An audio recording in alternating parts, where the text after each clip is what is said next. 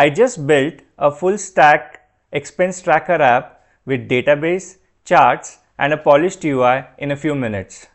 No boilerplate code, no deployment headaches. And here's the best part. Everything runs locally on my machine and I own every line of code.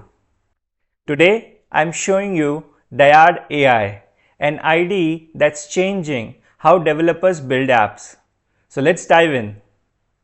Hi, I am Ashish here and welcome back to Coders Academy.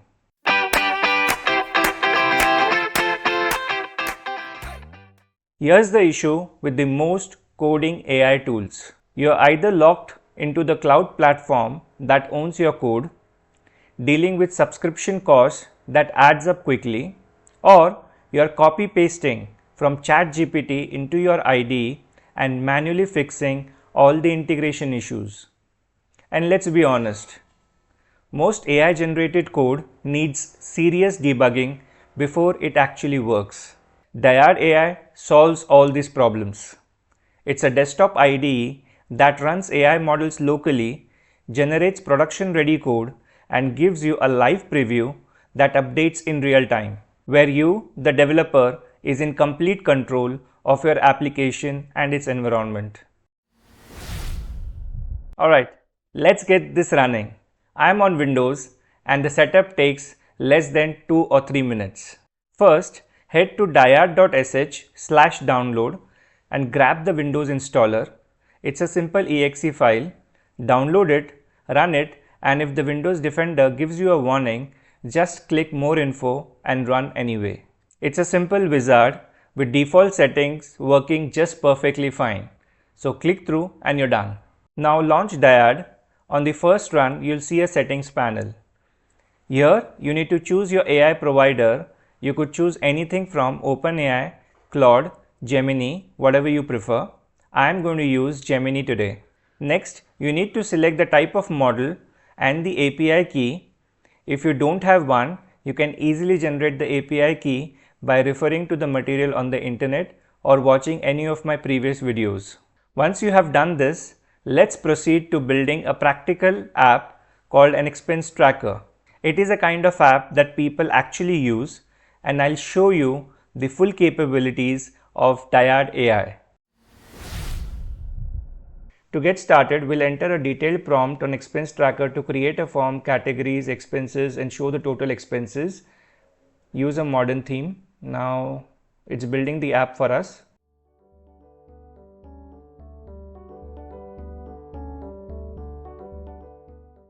So it looks like it has created 5 files and it's asking for our approval or rejection. But before we do that, let's rename our chat as expense tracker. So rename chat, expense tracker, and save.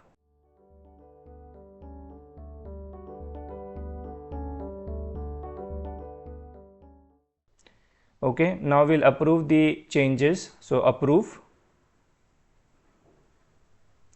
So we can see that it is refreshing the application on the right side. So it's starting the app server.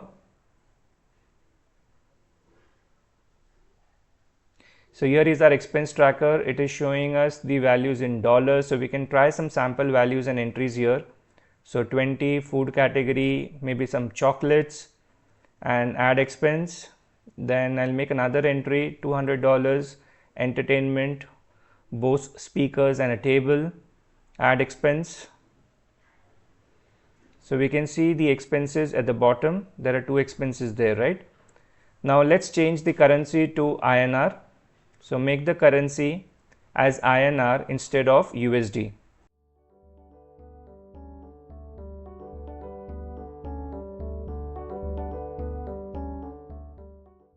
So it has made the changes in 2 files. Approve those changes. Now the app is refreshing on the right side.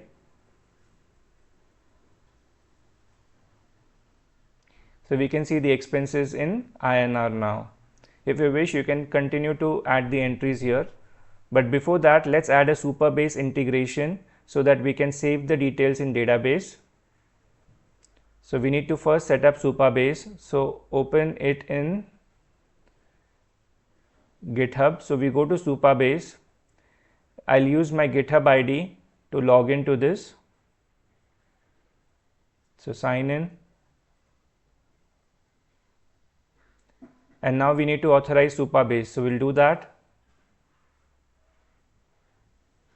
So is requesting API access to the organization. There is no organization here. So in order to authorize, we need to first create an organization. So let's create an organization. So we'll give the name as Coders Academy, and for the remaining fields, I'll select the defaults. Create organization. So the organization is now created. We can authorize Dyad. And now Supabase is set up. So open in chat. Okay. So you need to set up a Supabase database to have the tables and persistence, but I'll just go ahead and show you the application on the right. So to have the data stored between the sessions, you will need to do a setup of the Supabase with the tables and the necessary fields.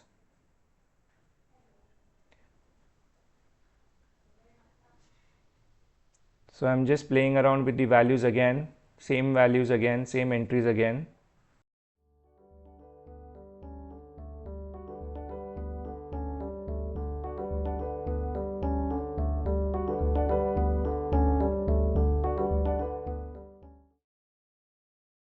Now we can add a chart also showing the breakdown in the pie format. So it has made the change. We have approved the changes. Now we should be able to see the expenses in the form of chart. So I'll just make the entries again.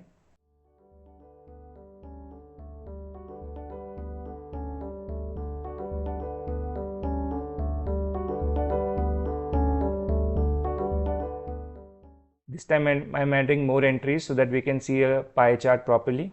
So now it is showing us all the expenses by category and a total expense at the top, which is 908 rupees. So there is a way to configure environment variables. You can have a look at the code as well. So there are 84 files that it has created for this application. Many are into TSX format, HTML, JSON and others. So you can go through it, pause the video and go through the code as well. The best part is you are in the control of entire code that you have created. So let's take a look at no problems have been detected. So run the checks again.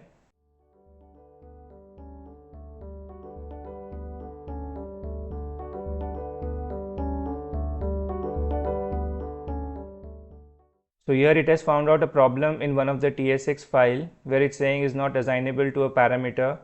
Omit property date is optional in the type this. Yeah, so let's try to fix this. So I'll select this error and fix it. So the app also has this integration to make static analysis of the code to fix any of the issues. So it has fixed the type error. So we'll approve that change and run the checks again. So no problems found. You can see the preview of the application if you wish to. The code remains the same. Now let's do a security analysis. So run security review.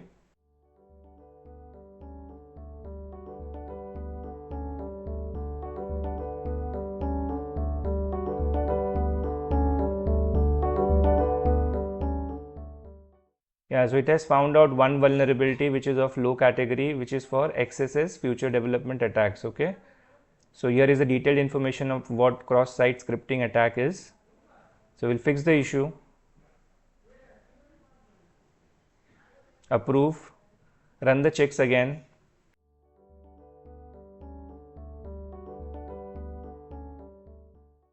Strange, now it has given us two issues, one low, one high.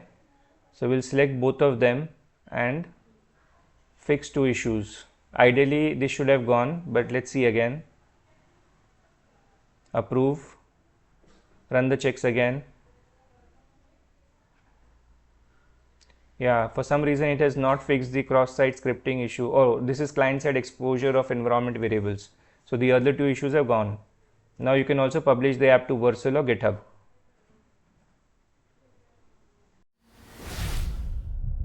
What makes Dyad AI special? 3 reasons. 1. Privacy. Everything runs on your local machine. Your code, your data, your AI conversations. None of it goes to the cloud. 2. Speed. The live preview updates the application instantly because There's no network latency involved. 3. No lock-in. You're not building on someone else's platform. This is your code. You can switch to any IDE, deploy there, and you never hit a paywall for features. Plus, you can switch between any AI models of your choice. Start with GPT-4, switch to Claude, or try Gemini, whatever works best for your use case. So, who should use this? If you are a founder building an MVP, this is perfect. Rapid prototyping without burning through the API credits or getting locked into a platform. If you are a developer who wants AI assistance but needs full control over your own code, this is perfect for you. You get the speed of AI with none of the compromises. And if you are learning to code, Dyad is incredible. You can see exactly how the AI builds things, modifies the code, and learn from the production quality examples. The main limitation: you need to bring your own AI API key, so there is a per usage cost depending on which model you use. But you are paying API costs directly, not marked up as subscription fees. So what are you waiting for? The link to the Dyad app is there in the description section. If you build something using Dyad, drop it in the comment section. I want to see what you create. If you found this video useful, subscribe to the channel and like the video. Thank you so much for watching.